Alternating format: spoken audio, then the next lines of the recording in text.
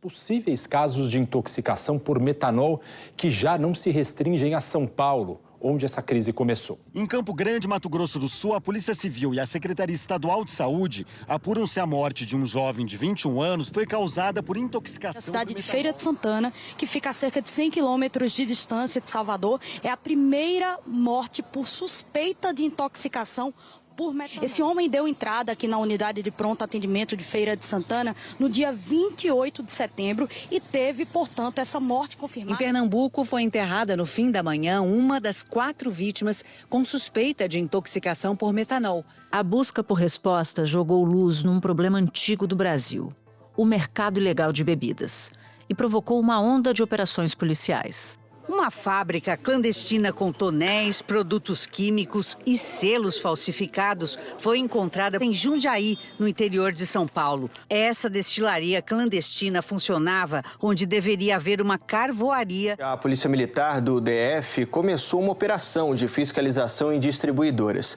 Até agora, uma pessoa foi presa em flagrante com bebidas impróprias para o consumo. O governo de Goiás começou uma força-tarefa para fiscalizar bares e distribuidoras de bebidas alcoólicas aqui no estado. Em Pernambuco, o número de casos aumentou. No Grande Recife, a Vigilância Sanitária e o PROCON foram a estabelecimentos que vendem bebidas alcoólicas. Em cidades do Paraná, como Londrina e Ponta Grossa, o PROCON fiscalizou supermercados e distribuidoras de bebidas. Um mercado lucrativo e que cresce à sombra da fiscalização. A Associação Brasileira de Bebidas Destiladas estima que uma de cada 5 garrafas que chegam ao comércio seja falsa. E o preço é um dos principais alertas de adulteração. Na internet, os preços variam bastante. Dá para encontrar gin de uma mesma marca importada por R$ 59, R$ 69, R$ 87 e até R$ 105, quase 80% de diferença. Todas com a mesma quantidade de bebida. Uma garrafa de vodka, também importada, pode ser comprada por R$ 68 ou R$ 104, variação de mais de 50%. Falsificações que alimentam a sonegação de impostos corroem a indústria formal e colocam em risco a vida do consumidor. A estimativa de associações do setor é que 1/3 do mercado seja dominado por bebidas falsificadas, contrabandeadas ou adulteradas. O ministro da Saúde, Alexandre Padilha, disse que as medidas são de precaução. Evite, nesse momento, ingerir um produto destilado, sobretudo os incolores, que você não tenha absoluta certeza da origem dele. De um modo geral, há pelo menos 3 formas de uma bebida ilegal chegar ao mercado. Uma delas é o contrabando. É quando produtos originais entram no país de forma ilegal, criminosa, sem fiscalização sobre sua origem ou qualidade. Uma outra forma é a falsificação pura e simples. O criminoso pega uma bebida de baixa qualidade, que é mais barata, e invasa numa garrafa de outra marca de melhor reputação e que custa mais caro. Aí, ele vende gato por lebre, engana o consumidor e embolsa a diferença do valor. E o terceiro modelo é a fabricação clandestina. Nesse caso, destilarias irregulares fazem mistura com álcool etílico e outros componentes para falsificar o produto. As bebidas que foram adulteradas assim são as que apresentam maior risco para a saúde. Esse tipo de crime é mais comum com destilados. Um dos motivos é a logística de distribuição. Mesmo as fábricas grandes, que são legalizadas e têm boa reputação, não costumam ter rede de distribuição própria. Elas contratam outras empresas para armazenagem e entrega. Isso significa mais etapas de intermediação entre a fábrica e o consumidor e mais pontos de entrada para produtos falsificados ou adulterados. Quem está fazendo isso está assumindo o risco de matar. É assassinato. A pessoa adultera uma bebida dessa e provoca a morte do consumidor final, de quem está bebendo. Então isso é um homicídio, é gravíssimo. Uma preocupação crescente entre a população e que chegou até o Congresso Nacional. A Câmara dos Deputados aprovou a urgência para um projeto de lei que aumenta as penas para o crime de falsificação de bebidas. Pelo texto, a pena para falsificação de bebidas, que hoje é de 4 a 8 anos de reclusão, passa para 6 a 12 anos. Da redação do G1, eu sou Natuzaneri e o assunto hoje é o mercado ilegal de bebidas no Brasil. Eu converso com Eduardo Cidade, presidente da Associação Brasileira de Bebidas Destiladas, a ABBD. Depois, falo com Nívio Nascimento, assessor de Relações Internacionais do Fórum Brasileiro de Segurança Pública. Segunda-feira, 6 de outubro. Eduardo, eu quero entender com você qual é o cenário exato de bebidas ilegais no Brasil hoje. Qual é o estado da arte? Dá para a gente ter, por exemplo, uma ideia do tamanho desse problema, entender por que o alvo de bebidas ilegais são os destilados e não outros tipos de bebidas alcoólicas? Várias agendas foram realizadas com os órgãos de segurança, desde o primeiro estudo que realizamos lá em 2023, que apontava um aumento do mercado ilícito de bebidas no Brasil. E quando a gente fala de mercado ilícito no Brasil, a gente tem que entender que nós estamos falando aqui de contrabando, de descaminho, de sonegação fiscal e falsificação. As primeiras agendas que realizamos com os órgãos de fiscalização datam do ano de 2023. E desde lá, com o primeiro estudo que realizamos sobre o mercado ilegal de bebidas no Brasil, vínhamos agindo com os órgãos de fiscalização no sentido de minimizar o impacto desse mercado no mercado brasileiro. Bom, a partir disso, várias ações integradas de fiscalização acabaram acontecendo nas regiões de fronteira e o estudo atual demonstrou que diminuiu bastante o volume de produtos de falsificação, de contrabando, de descaminho, tá? Mas que teve um crescimento na falsificação interna dentro do país. O que a gente tem é um estudo sobre mercado ilegal de bebidas no Brasil que contempla todas essas categorias, contrabando, descaminho, falsificação, sonegação, substituição e falsificação. Só em arrecadação, pelo volume de bebidas que a gente analisou, são 28 bilhões que o Estado deixou de arrecadar de impostos. Isso equivale a aproximadamente 12% do orçamento do SUS. Então você veja que isso é um impacto muito significativo na sociedade, porque quando eu falo aqui que deixou de arrecadar, é dinheiro que deixou de entrar. Quando eu falo que as unidades de saúde estão atendendo pessoas por problema de saúde em função do consumo dessa bebida irregular, eu tenho ainda um gasto do sistema de saúde para dar atendimento a essas pessoas. Então, esse número ele pode se multiplicar em várias vezes.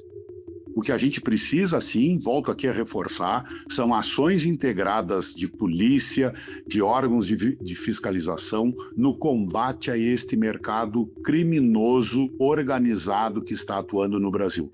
De acordo com o que você ouviu a partir de pesquisa e a partir da tua experiência, o que a gente está vendo em relação ao metanol era algo que você já imaginava que poderia acontecer? O que a gente vinha percebendo era uma utilização de álcool combustível na produção de bebida ilegal e falsificada. Quando a gente trata do metanol especificamente, este é um produto que ele é comercializado no mercado para produção de vários outros produtos além da bebida alcoólica, né? E aí tem uma questão aqui dos volumes adequados dentro dessa produção e por isso que existe todo um regramento em relação à produção de bebidas. Você tem que seguir lá normas, padrões de utilização, quantidades, tudo isso tem que ser parametrizado. A grande questão, a hora que começam a utilizar esse produto sem nenhum tipo de regramento, sem nenhum tipo de cuidado, ele pode sim gerar uma contaminação geral da toda a população.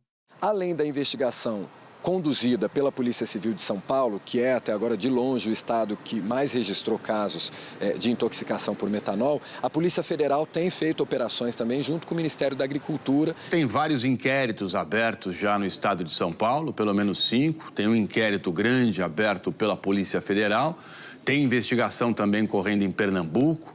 Outros estados já começam a ficar atentos a essa questão. Antes de seguir contigo, eu queria ter uma ideia de como operam as fábricas clandestinas de destilado, assim, falando muito simplificadamente. Como é que elas funcionam? Veja bem, eu tenho o pequeno produtor de produtos falsificados que faz essa produção né, no fundo da sua casa, que produz lá 10, 20, 30 garrafas, e eu tenho o grande falsificador que tem estrutura profissional para fazer a produção desses produtos que estão sendo colocados no mercado. Quando a gente fala dessa falsificação, eu tenho, então, pequenos, médios e grandes falsificadores.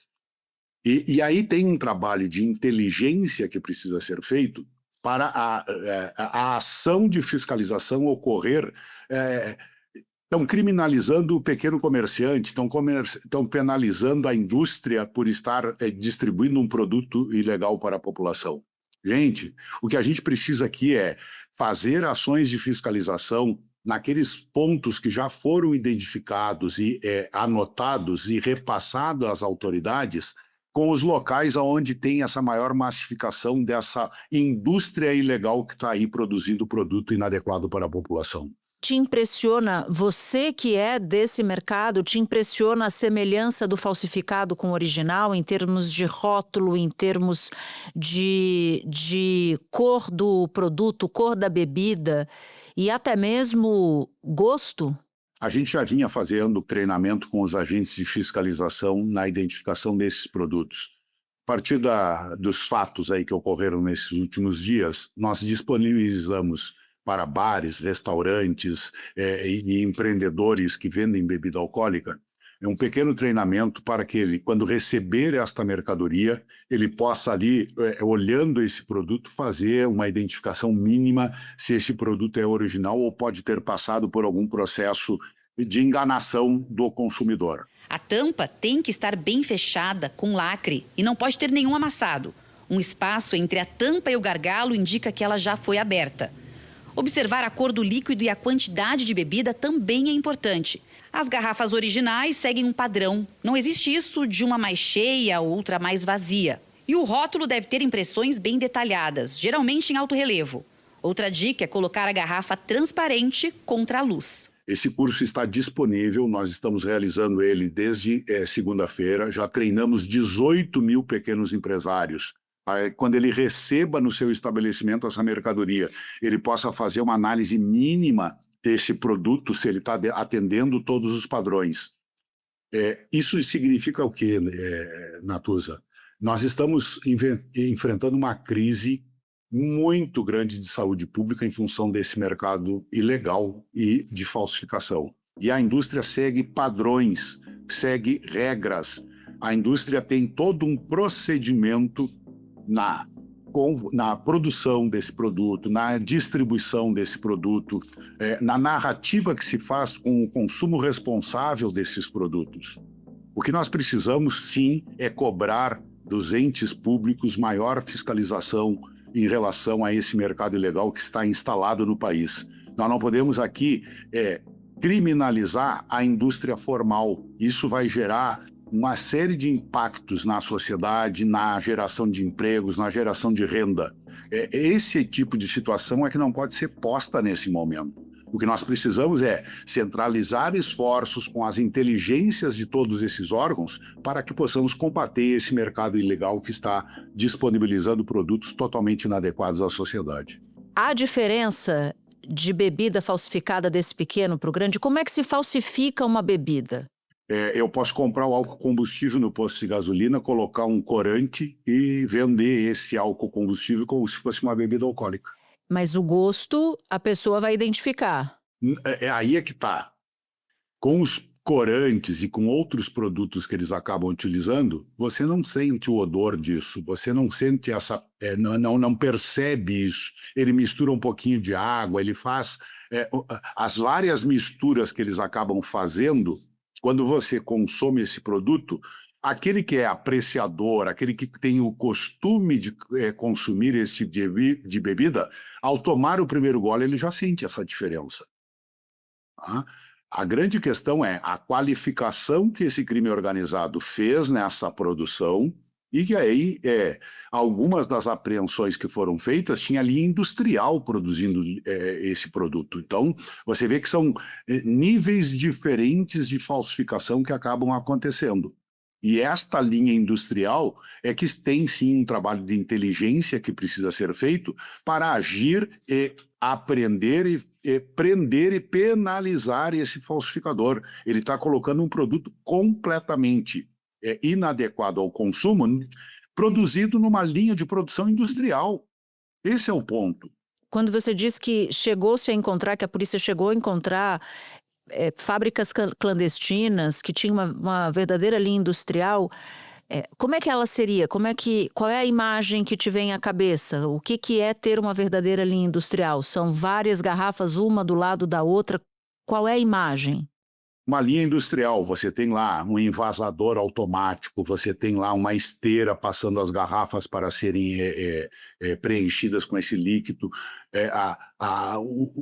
Todo o insumo desse criminoso, ele é em grandes volumes. Quer seja ele de metanol, quer seja ele de rotulagem, de lacres, de selo de IPI, que hoje, se a gente for fazer uma pesquisa rápida na internet, você compra até selo de IPI na internet, gente. Então, veja que é crime organizado que está passando por um processo de aumento desse negócio no Brasil. Saiu da fábrica, né? Normalmente ela sai ou venda direta do fabricante a um grande player, ou ao distribuidor que faz essa venda a outros players do negócio. Há um terceiro usuário desse produto ou vendedor desse produto. Você falou várias vezes essa expressão crime organizado. Há elementos, a polícia diz isso, que é o crime organizado por trás desse mercado de falsificação de bebida? O que se percebeu no estudo que realizamos é que com as ações integradas de fronteira, com o volume de produto contrabandeado e de descaminho diminuiu significativamente. E nesse movimento, né, de ações integradas de fronteira, o que se observou foi um aumento do volume de produto sendo fabricado ou de forma ilegal dentro do país, tá? Então, aquilo que se reduziu no contrabando e no descaminho, a gente percebeu que cresceu nesse mercado de fabricação interna dentro do país. Todos os indicativos dizem que, da forma estruturada como isso está acontecendo, tem que ter um crime organizado envolvido nisso. Não é com o produtor de fundo de quintal que se coloca um percentual bastante significativo desse volume de mercado ilegal na falsificação do Brasil. Tá? Tem aí sim uma relação muito proporcional entre aquilo que se fez nas ações de fronteira e o crescimento desse mercado interno. Eduardo, muito obrigada por ter topado conversar com a gente sobre esse tema tão sensível. Obrigado, Natuza, e esperamos, junto com os órgãos de fiscalização, chegar numa solução o mais rápido possível para esse fato. Espera um pouquinho que eu já volto para falar com o Nívio Nascimento. Nívio, você coordenou um estudo sobre as novas fronteiras econômicas do crime organizado, para além do tráfico de drogas, claro. Então eu te pergunto, quando é que as facções começaram a enxergar o mercado ilegal de bebidas como uma nova fonte de lucro? Bom, a data precisa, o período preciso a gente não consegue apontar, né? Mas nos últimos 10, 15 anos a gente já vem escutando muita coisa, vendo muita coisa no jornalismo investigativo, algumas pesquisas, todos esses relatos sobre o domínio territorial em favelas, etc. E aí aparecem com frequência as facções, né? Não apenas trabalhando com o tráfico de drogas e armas, esse domínio territorial, mas muitos outros mercados, né? Muitos deles envolvendo mercadorias inicialmente lícitas, né? Como é o caso das bebidas, mas que passam por uma série de processos, né? E da atuação de diversas organizações criminosas, né? Qual é o espaço que a produção de bebida ilegal ocupa dentro do que a gente sabe que as facções criminosas faturam? Olhando um pouco para a dimensão do setor de bebidas, né, e da circulação e a demanda, é uma fonte de receita enorme, né? E lembrando também que, no caso de facções e milícias, há um domínio territorial, né?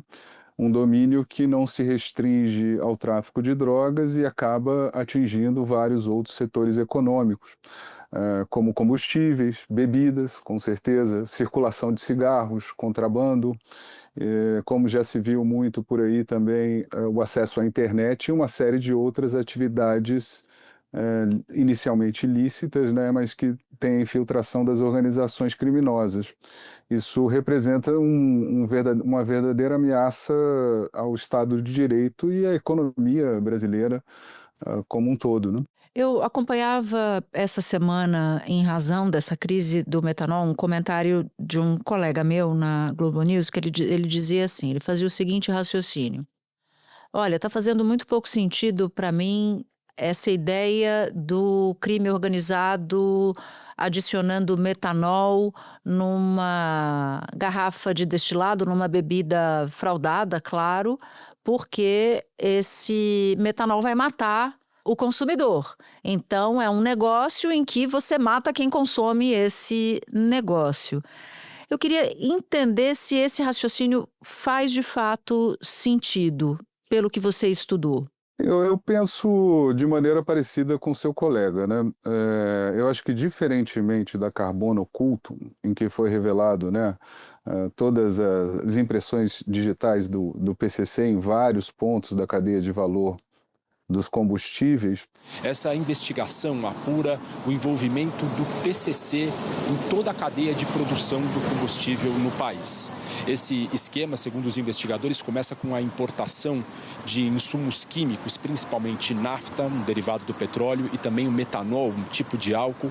Essa importação ocorre por meio do porto de Paranaguá e tem, pelo menos no papel, como destino, indústrias químicas. Mas, na prática, segundo os investigadores, esses derivados de petróleo e esse álcool, esse metanol, são desviados direto para postos de combustíveis e servem para adulterar a gasolina e o etanol vendidos em postos em todo o país. O caso do metanol é totalmente diferente, né? Não faz nem muito sentido. O que a gente viu no combustível era uma gestão criminal altamente sofisticada, esquemas de lavagem de dinheiro, e realmente me parece pouco característico de organizações criminosas bem estruturadas, colocar em circulação um produto que vai matar pessoas e que vai chamar a atenção, né?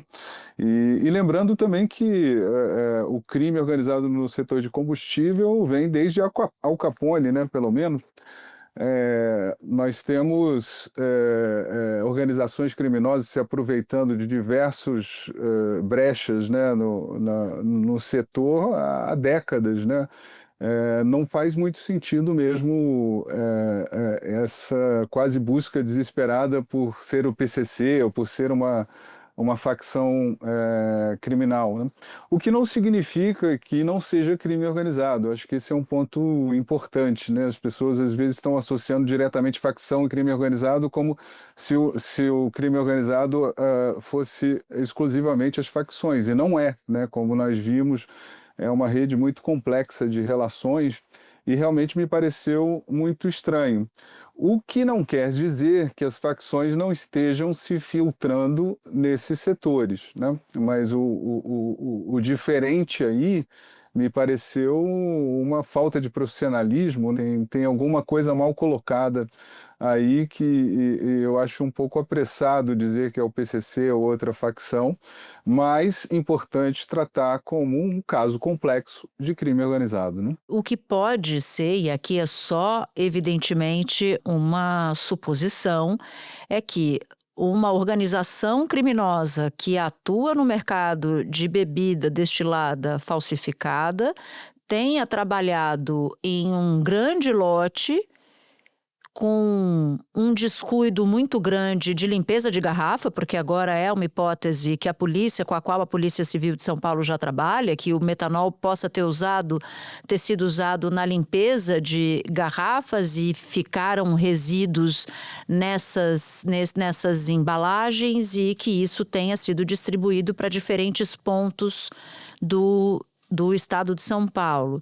Me parece que essa hipótese possa explicar o que a gente está vendo agora, já que você concorda com a dúvida do meu colega, que é o Otávio Guedes, que a organização criminosa não faria uma bebida com a mistura do metanol, porque, mata o consumidor, que vai deixar de consumir naturalmente, e segundo, vai chamar a atenção das autoridades, como de fato está acontecendo. Agora eu queria entender um outro ponto. O que a tua pesquisa mostrou efetivamente em relação à explosão de bebidas falsificadas? A pesquisa ela mostrou não apenas as bebidas, né? Nós trabalhamos com 4 produtos, né? Um deles bebida, mas mostrou esse avanço, né, das facções, especificamente PCC e CV, mas não exclusivamente. Aqui em Brasília, por exemplo, teve o Comboio do Cão, que teve uma operação da Polícia Civil aqui contra eles, mas mostrou o avanço dessas organizações criminosas sobre grandes mercados, né? Combustíveis, o de bebidas, muito atrativo, né? Muita demanda, muita possibilidade de falsificação, baixa rastreabilidade, uma dificuldade do governo e do Estado em fiscalizar e controlar esses produtos adequadamente. E as organizações criminosas foram percebendo a oportunidade disso, né? E adotaram modelos bem empresariais, com diversificação de mercados, mesmo que não seja evidente a participação do PCC, nesse caso do metanol. Eu acho que é de supor, dado o tamanho da organização e sua extensão no Brasil, né, que o PCC também opera em alguma medida com o mercado de bebidas, como opera com de combustível, e isso a gente vê acontecendo em várias esferas, né? Sempre houve crime organizado nesses setores. O que a gente viu foi uma espécie de expansão de algumas facções e organizações criminosas bem estruturadas sobre outros mercados que não os seus mercados tradicionais. Nível, muito obrigada pela sua participação. Volte outras vezes aqui ao assunto. Tá bom, agradeço a oportunidade e muito obrigado. Se você ouviu o episódio até aqui, eu vou te fazer um convite. Baixar o aplicativo do G1 no seu celular. Por lá, você pode ouvir o assunto, claro, e pode também acompanhar todas as notícias do dia em tempo real e de graça. Este foi o Assunto, podcast diário disponível no G1, no YouTube ou na sua plataforma de áudio preferida. Comigo na equipe do Assunto estão Mônica Mariotti, Amanda Polato, Sara Rezende, Luiz Felipe Silva, Thiago Kazuroski e Carlos Catelan. Eu sou Natuzaneri, fico por aqui. Até o próximo assunto.